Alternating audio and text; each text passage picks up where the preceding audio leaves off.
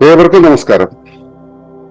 ശുഭകരമാകട്ടെ, ദിനം സന്തോഷകരമാവട്ടെ, സൗഖ്യകരമാകട്ടെ, അനുഭവങ്ങളും അനുഭൂതിക്കും അമ്മേവരെയും വയ്ക്കും. ഇന്ന് ശാസ്ത്രത്തിന്റെ പരിമിതിയെക്കുറിച്ചാണ് നമ്മൾ ഒന്ന് നിരീക്ഷിക്കാൻ പോകുന്നത്. ശാസ്ത്രം എന്നത് ഒരു ആധുനിക അളവുകോലായിട്ട് മാറിയിരിക്കുകയാണ്. എല്ലാത്തിൻ്റെയും അളവുകൾ, സർവ്വതിനെയും നിശ്ചയിക്കുന്നത് ശാസ്ത്രമാണെന്നുള്ള ഒരു വീക്ഷണത്തിലേക്ക് പൊതുലോകം പോയിട്ടുണ്ട്. എല്ലാവരും പോയിട്ടൊന്നുമില്ല. ശാസ്ത്രം ഒരു അളവുകോലാണ് എന്നുള്ളത് ശരിയാണ്. ശാസ്ത്രമേ ഉള്ളൂ അളവുകോൽ, മറ്റൊരു അളവുകോലില്ല എന്ന രീതിയിലേക്ക് ലോകം മാറിയിട്ടുണ്ട്. അതുകൊണ്ട് തന്നെ അത്തരം ഒരു അളവുകോലും വെച്ചുകൊണ്ട് നമ്മൾ അതിനളക്കാൻ കഴിയാത്ത പലതിനെയും അളക്കുമ്പോൾ ഉണ്ടാകുന്ന പരിമിതികൾ ശാസ്ത്ര വിശ്വാസികൾക്കോ ശാസ്ത്രവാദികൾക്കോ ഉണ്ടാകുന്നില്ല എന്നുള്ളിടത്താണ് ഇത് മറ്റുള്ള പൊതു ജീവിതവുമായിട്ട് കോൺഫ്ലിക്റ്റിൽ വരുന്നത്.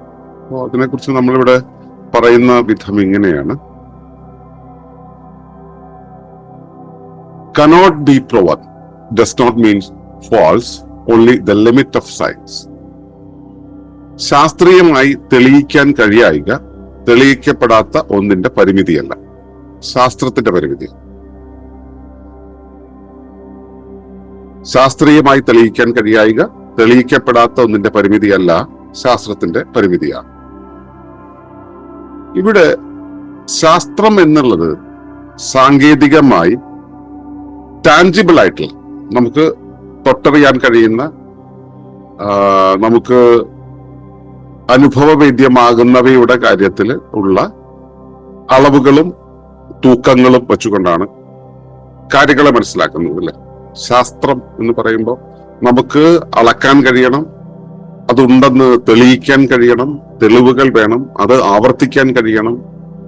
അത് ഒരു വ്യക്തിയല്ല, ഒന്നിലധികം വ്യക്തികൾക്ക് വ്യത്യസ്ത ഇടങ്ങളിൽ, വ്യത്യസ്ത സ്ഥലങ്ങളിൽ അത് സ്ഥാപിക്കാൻ കഴിയണം. അപ്പോഴാണ് ഒന്നിന്റെ എക്സിസ്റ്റൻസിനെ അംഗീകരിക്കുക എന്നുള്ളത്. അല്ലെങ്കിൽ ഒരു കാര്യം പ്രവർത്തിക്കുന്നു എന്നുള്ളതിനെ കുറിച്ച് അതാണ് അതിന്റെ ശാസ്ത്രം എന്ന് പറയണമെങ്കിൽ ഈ വക കാര്യങ്ങളെല്ലാം ഉണ്ടാവണം. അതായത് നമുക്ക് അനുഭവവേദ്യമാകണം, അതുണ്ടെന്ന് തെളിയിക്കാൻ കഴിയണം, തെളിവുണ്ടാകണം, അത് ആവർത്തിക്കാൻ കഴിയണം, അത് വ്യത്യസ്ത ഇടങ്ങളിൽ വ്യത്യസ്ത വ്യക്തികളുടെ വ്യത്യസ്ത യുക്തികളുടെ പശ്ചാത്തലത്തിൽ അത് പിയർ റിവ്യൂ നടത്തിയിട്ടുള്ളതായിരിക്കണം. ഇവിടെ ഉണ്ടാവുന്ന പ്രശ്നം എന്ന് വെച്ച് കഴിഞ്ഞാല്, ശാസ്ത്രം ഏതൊരു കാര്യത്തെയും അറിയാനോ സമീപിക്കാനോ ഉപയോഗിക്കുന്ന പ്രവിധി അഥവാ മെത്തഡോളജി എന്ന് പറയുന്നത് ശാസ്ത്രം ഇന്നോളം കണ്ടെത്തിയിട്ടുള്ള വഴികളിലൂടെ ശാസ്ത്രം സ്വായത്തമാക്കിയ ചില സങ്കേതങ്ങൾ ഉപയോഗിച്ചുകൊണ്ടാണ്, അല്ലെ? അപ്പൊ ഈ കോഗ്നിറ്റീവ് വൈസിംഗ് ഒരു കാര്യമുണ്ട്. എന്താണോ നമ്മൾ ഇതുവരെ അറിഞ്ഞത് വെച്ചിട്ടുള്ള ഒരു ആകത്തുക, അറിവിന്റെ ആകത്തുക ഉണ്ടല്ലോ, അതിന്റെ ഒരു സ്വാധീനം നമ്മുടെ എല്ലാ അളവുകളിലും കാണാൻ കഴിയും.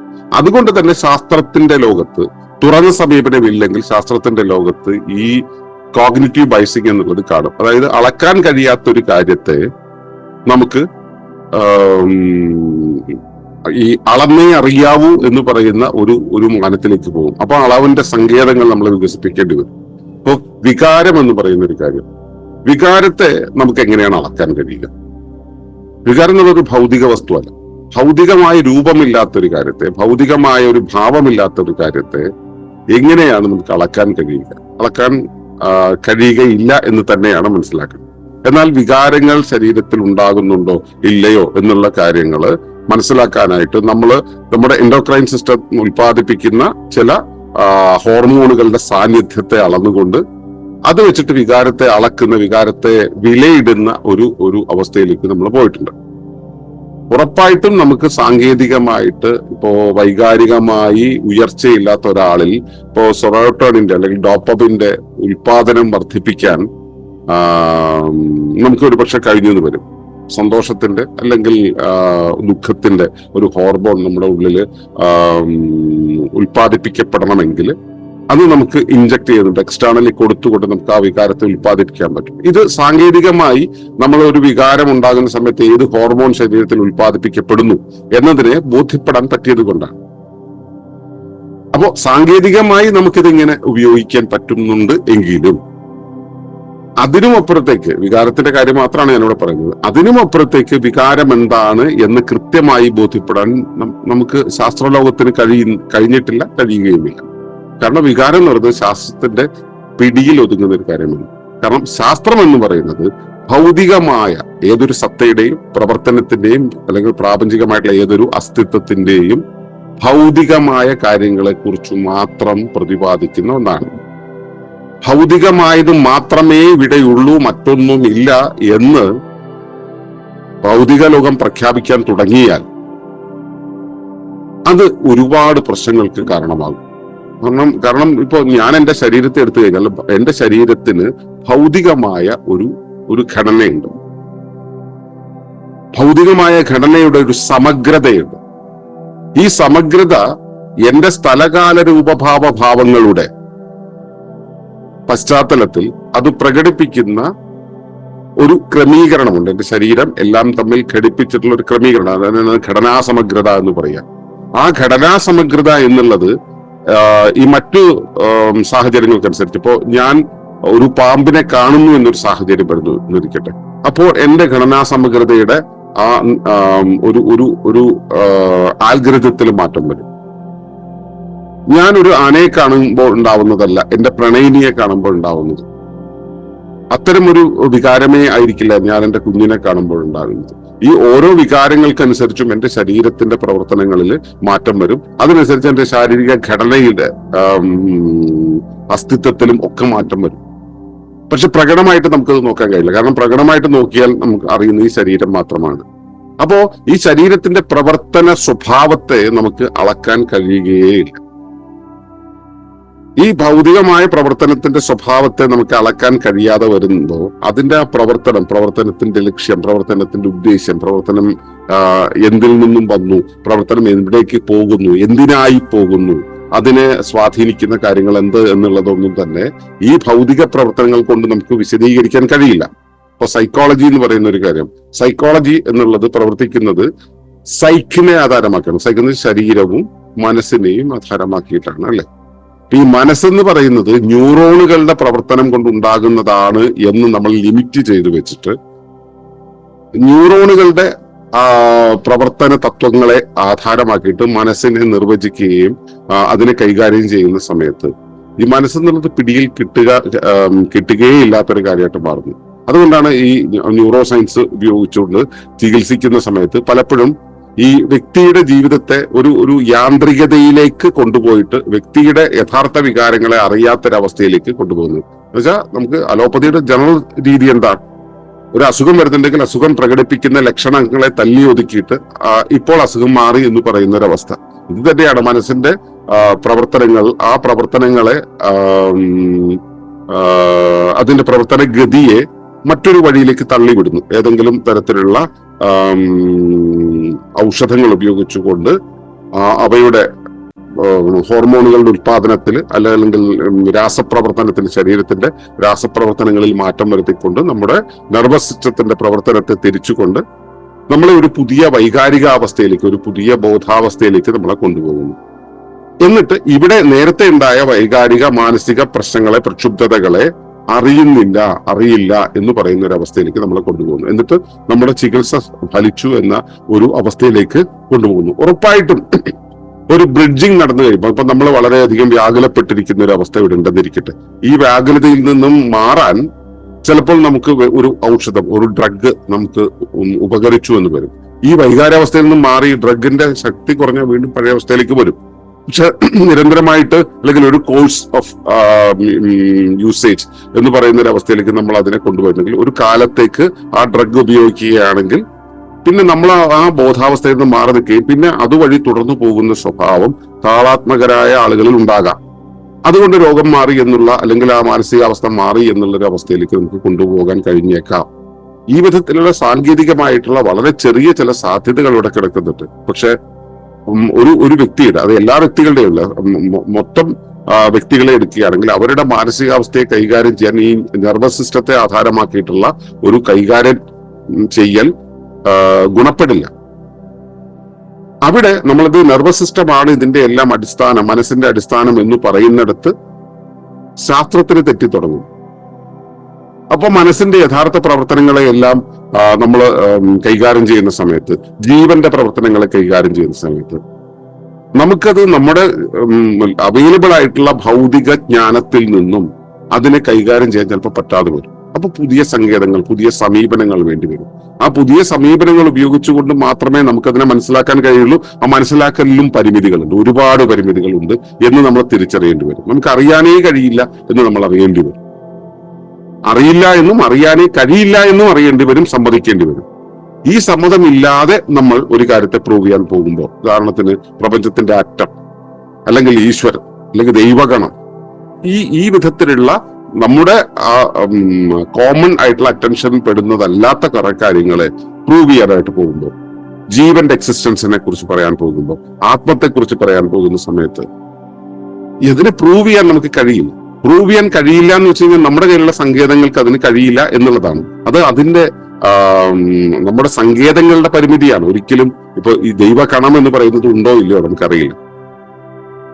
ഉണ്ടെങ്കിലും ശരി, ഇല്ലെങ്കിലും ശരി, അങ്ങനെ ഉണ്ടെങ്കിൽ ആ ഉള്ളതിന്റെ പരിമിതിയല്ല അത് തെളിയിക്കാൻ പറ്റാത്തത്. ഇതുണ്ടോ എന്ന് അന്വേഷിച്ചു പോകുന്നത് നമ്മുടെ സ്വഭാവം, നമുക്ക് അന്വേഷിച്ചു പോകാം, അതിൽ തെറ്റില്ല. പക്ഷേ നമ്മൾ അത് അന്വേഷിച്ചു പോകുന്നതിന് മുമ്പായിട്ട് നമുക്ക് അതിന് വേണ്ടിയുന്ന സങ്കേതങ്ങൾ ഉണ്ടോ എന്ന് നമ്മൾ അറിയേണ്ടതുണ്ട്. നമുക്ക് സങ്കേതങ്ങളില്ല, ഉണ്ടാകില്ല.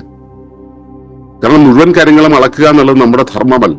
അതുകൊണ്ട് തന്നെ അങ്ങനെ ഒരു സങ്കേതം മുഴുവനായിട്ട് നമുക്ക് ഉണ്ടാവില്ല. മനുഷ്യന്റെ ധിഷണയുടെ സാധ്യത അനന്തമാണെന്ന് പറയുമ്പോൾ പോലും അത് മനുഷ്യന്റെ ധിഷണയുടെ സാധ്യത അനന്തമാണെന്ന് മാത്രമല്ല, അത് പ്രപഞ്ചത്തിന് മുന്നിൽ തുലോം ചെറുതാണ്. അവിടെ നമുക്ക് എല്ലാ കാര്യങ്ങളും കാണാൻ, അറിയാൻ, തെളിയിക്കാൻ കഴിയില്ല. അതിന്റെ എക്സിസ്റ്റൻസിനെ പ്രൂവ് ചെയ്യാൻ നമുക്ക് കഴിയില്ല. ആ കഴിയാത്ത ഒരവസ്ഥ എന്ന് പറയുന്നത് അതിന്റെ പരിമിതിയല്ല. അപ്പൊ ഈശ്വരൻ എന്ന് പറയുന്നതിനെ ഉണ്ടെന്ന് പ്രൂവ് ചെയ്യാൻ കഴിയില്ല, അത് ഈശ്വരന്റെ പരിമിതിയല്ല. ഇവിടെ ചില യുക്തിവാദികൾ പറയുന്നത് കേട്ടിട്ടുണ്ട്, ഉണ്ട് എന്നതിന് തെളിവില്ല എന്നതാണ് ഇല്ല എന്നതിന്റെ തെളിവ്. എത്ര ബാലിശമായ ഒരു കാര്യമാണെന്ന് ആലോചിച്ചത്. ഉണ്ട് എന്നതിന് തെളിവില്ല എന്നുള്ളതാണ് ഇല്ല എന്നതിന്റെ തെളിവ്. ഇത് പണ്ട് ഈ പഞ്ചതന്ത്രം കഥയില് ഒരു ചെന്നായ മാൻകുട്ടിയെ പിടിക്കാനായിട്ട് പോകുന്ന സമയത്ത് എന്തിനാണ് എന്നെ കൊല്ലുന്നത് എന്ന് മാൻകുട്ടി ചോദിക്കുമ്പോ, നീയാണ് ഈ അരുവിയിലെ വെള്ളം കലക്കിയത്, അതുകൊണ്ട് ഞാൻ നിന്നെ കൊല്ലാൻ പോകുന്നു എന്ന് പറഞ്ഞത്രേ. അയ്യോ, ഞാനല്ല ഇത് ചെയ്തു പറഞ്ഞപ്പോ, നീ അല്ലെങ്കിൽ നിന്റെ മുത്തശ്ശനാണ് ഇത് ചെയ്തത്, അതുകൊണ്ട് ഞാൻ നിന്നെ കൊല്ലാൻ പോവാണെന്ന് പറഞ്ഞു. അതായത് ഒരു കാരണം പറഞ്ഞിട്ട് പറ്റിയില്ലെങ്കിൽ മറ്റൊരു കാരണം അതിനെ ഹനിക്കാനുള്ള ശ്രമം. ഇതുപോലെ നമ്മൾ ശാസ്ത്രത്തിന്റെ പേരിൽ പറയുന്ന ഒരു അസംബന്ധമാണ് ഉണ്ട് എന്നതിന് തെളിവില്ല എന്നുള്ളത് ഇല്ല എന്നതിന്റെ തെളിവാണെന്ന് പറയുന്ന പ്രയോഗം. ഇതുപോലെ നമുക്ക് ഉണ്ട് എന്ന് തെളിയിക്കാൻ കഴിയാത്തത് ആ ഇല്ലാത്തതിന്റെ കഴിവുകേടല്ല, ഇല്ല അല്ലെങ്കിൽ ഉണ്ട് എന്നുള്ളതിന് തെളിവില്ലാത്ത അതിന്റെ പരിമിതിയല്ല, അത് നമ്മുടെ പരിമിതിയാണ്. നമുക്ക് അതിനെ കണ്ടെത്താൻ കഴിയുന്നില്ല എന്നുള്ളത്. അതിനെ കണ്ടെത്താൻ കഴിയുന്നില്ല എന്നുള്ളത് കൊണ്ട് നമുക്ക് ചെയ്യാൻ കഴിയുന്ന കാര്യം എന്ന് വെച്ചാൽ ഉണ്ടോ ഇല്ലയോ എന്ന് അറിയില്ല എന്ന് തുറന്ന് സമ്മതിക്കുകയാണ്. നമുക്ക് അറിയാൻ പറ്റാതെ പോയ ഒരവസ്ഥയെ സമ്മതിക്കുകയാണ്, അതിനോട് അനുരൂപപ്പെടുകയാണ് ഏറ്റവും നല്ല മാർഗം. ഇതാണ് സത്യാന്വേഷണത്തിന്റെ വഴി. അങ്ങനെ പോകുന്ന സമയത്താണ് നമുക്ക് ഒരു പരിധിവരെയെങ്കിലും തുറന്ന രീതിയിൽ കാര്യങ്ങളെ മനസ്സിലാക്കാൻ കഴിയുക. അതിനു പകരം നാം ഇതുവരെ കണ്ടെത്തിയ കാര്യങ്ങളിലാണ് ശരി, അത് മാത്രമാണ് ശരി എന്ന രീതിയിൽ ശാഠ്യം പിടിച്ചുകൊണ്ട് സത്യത്തെ അന്വേഷിച്ചാൽ സത്യം ഒരിക്കലും നമ്മുടെ മുന്നിലേക്ക് തെളിയില്ല. സത്യം എല്ലാ കാലത്തും നമ്മുടെ മുന്നിൽ തെളിഞ്ഞു നിൽക്കുന്ന പ്രതീക്ഷിക്കുകയും വേണ്ട.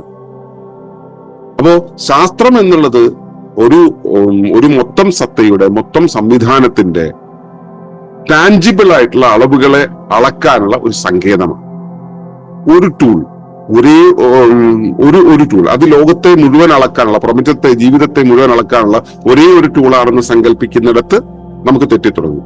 ശാസ്ത്രമല്ലാതെ അതിന് ശാസ്ത്രീയം എന്ന് പറയുമ്പോൾ ഭൗതികമായ അളവുകോലിനെയാണ് ശാസ്ത്രം എന്ന് പറയുന്നതെങ്കിൽ, ഭൗതികമല്ലാത്ത ഭൗതികേതരമായ പ്രാതിഭാസികമായ സ്വഭാവങ്ങളുണ്ട്. ഈ ക്വാണ്ടം ഫിസിക്സ് ഒക്കെ ആ വഴിക്കാണ് അന്വേഷിച്ചു പോകുന്നത്, അതിന്റെ പ്രോബബിലിറ്റിയെ കുറിച്ചൊക്കെ അന്വേഷിച്ചു പോകുന്നത്. അതല്ലാതെ മാനസികം എന്നുള്ളൊരു അവസ്ഥയുണ്ട്, അത് ചില ധർമ്മപരമായ കാര്യങ്ങൾ. ഇത് നമുക്ക് പിടികിട്ടില്ല, ശാസ്ത്രം ഉപയോഗിച്ചുകൊണ്ട് നമുക്ക് ഡിഫൈൻ ചെയ്യാൻ കഴിയില്ല. അതിന്റെ അനുരൂപകത്വമുണ്ട്. എന്തിനനുരൂപപ്പെടണം, എവിടെ അനുരൂപപ്പെടണം എന്ന് പറഞ്ഞാൽ ജ്ഞാനശാസ്ത്രവുമായിട്ട് ബന്ധപ്പെട്ട കുറെ കാര്യങ്ങളുണ്ട്. ഇത് ശരീരത്തിന്റെ നെർവസ് സിസ്റ്റവുമായിട്ട് ബന്ധപ്പെട്ട കാര്യമല്ല. കാരണം മനുഷ്യ ശരീരത്തെ വെച്ച് നോക്കുമ്പോൾ പറയാം, ഒരു ചെടിയുടെ ശരീരത്തിന് ഒരു മണ്ണിന്റെ ശരീരത്തിൽ അല്ലെങ്കിൽ ഭൗമഘടനയുടെ ശരീരത്തിൽ ഇതെങ്ങനെയാണ് പ്രവർത്തിക്കുക? എവിടെയാ ഈ നെർവസ് സിസ്റ്റം ഉപയോഗിച്ചുകൊണ്ട് ഇതെല്ലാം കമ്മ്യൂണിക്കേറ്റ് ചെയ്യുന്നത്? പക്ഷെ അവിടെയും കമ്മ്യൂണിക്കേഷൻ നടക്കുന്നില്ല. അപ്പൊ നമ്മൾ നമ്മുടെ കാഴ്ചയെ ഈ കുതിരയ്ക്ക് കണ്ണ് കെട്ടിയ പോലെ പരിമിതപ്പെടുത്തി ഇതാണ് സങ്കേതം, ഇതാണ് ശാസ്ത്രം എന്ന് പറയുന്നിടത്ത് നമ്മൾ അശാസ്ത്രീയരായി തീരുകയാണ് യഥാർത്ഥത്തിൽ ചെയ്യുന്നത്. ശാസ്ത്രം എന്ന് പറയുന്നത് ഈ സാങ്കേതിക വിദ്യകൾ ഉപയോഗിച്ചുകൊണ്ട് ഇൻഡസ്ട്രികളെ പോഷിപ്പിക്കാൻ വേണ്ടി ഉണ്ടാക്കിയ സംവിധാനമല്ല. അത് സത്യാന്വേഷണത്തിന്റെ ഒരു ടൂളാണ്, നല്ലൊരു ടൂളാണ്. ആ ടൂൾ ഉപയോഗിച്ചുകൊണ്ട് സത്യത്തിന്റെ അടുത്തേക്ക് യാത്ര ചെയ്യാൻ നമുക്ക് ഒരുപാട് കഴിയും. അതിനു പകരം അതിനെ പരിമിതപ്പെടുത്തി നമുക്ക് ഒരിക്കലും സത്യത്തെ അറിയാൻ കഴിയില്ല എന്നുള്ള രീതിയിൽ നമ്മെ പരിമിതപ്പെടുത്തുന്ന ശാസ്ത്രം, അത് പരിമിതമാണ്. അത് ശാസ്ത്രത്തിന്റെ കുഴപ്പമല്ല, ആ ശാസ്ത്രത്തെ കൈകാര്യം ചെയ്യുന്ന ശാസ്ത്ര വിശ്വാസികളുടെ, ശാസ്ത്ര ഏക പ്രചാരകരുടെ കുഴപ്പമാണ്. ആ കുഴപ്പത്തെ നമ്മൾ എടുക്കേണ്ടതില്ല. അവർ അത് പറഞ്ഞുകൊണ്ടിരിക്കുന്നത് നമ്മുടെ ശാസ്ത്രീയ ബോധത്തിൽ നമുക്ക് പ്രവചിക്കാൻ കഴിയാത്ത, ഡിഫൈൻ ചെയ്യാൻ കഴിയാത്ത, തെളിയിക്കപ്പെടാത്ത ഇവ ഇല്ല എന്ന് പറയുന്നതിന് പകരം അതിന്റെ സംഭാവ്യതയെ അംഗീകരിക്കുകയാണ് വേണ്ടത്. ആ അംഗീകാരത്തോടു കൂടി നമ്മൾ നിരീക്ഷിക്കുന്ന സമയത്ത് നമുക്ക് ഫ്രിക്ഷൻ ഉണ്ടാവില്ല. മുതലാളിത്തം നമ്മുടെ മുന്നിലേക്ക് അടിച്ചേൽപ്പിക്കുന്ന ആ ഇൻഡസ്ട്രിയൽ ആയിട്ടുള്ള ശാസ്ത്രത്തോട്, ശാസ്ത്രബോധത്തോട്, ശാസ്ത്രഭാവത്തോട് വിട പറയുകയാണ് വേണ്ടത്. പകരം സമഗ്രമായ ശാസ്ത്രത്തിന് വേണ്ടിയുള്ള തുറന്ന മനസ്സ് കരുതി വെക്കും. അതിലേക്ക് ക്ഷണിച്ചുകൊണ്ട് ഞാൻ ഇവിടെ നിർത്തുകയാണ്. നന്ദി, നമസ്കാരം.